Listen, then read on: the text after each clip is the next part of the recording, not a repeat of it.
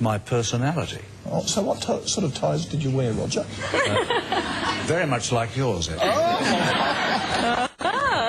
David, your first news bulletin was a doozy, wasn't it? It coincided with one of the biggest news events in history. Yes, 22nd of November 1963, the assassination of President Kennedy. And I can remember waking up in the morning and switching the radio on at about 7 o'clock, and in the haze I heard Kennedy had been shot. And I thought, who'd want to kill Graham Kennedy? Couldn't understand that. Soon found it was President Kennedy, of course. And then I thought, oh, they'll bring in one of the senior people, because this is my first major bulletin at 6 o'clock, because it's such an important story. But they said, no, you're on the roster, you do it. So there was all this activity, so much so that I just forgot about being nervous altogether.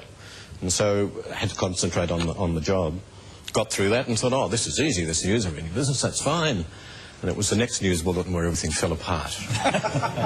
David, tell us about covering the death of Princess Diana, because that is probably one of the biggest stories of recent years. Well, a huge story, as everyone knows, but I'll never forget stepping off the plane in London, this huge city, this buzzing metropolis, and it was like walking into a house where someone's died.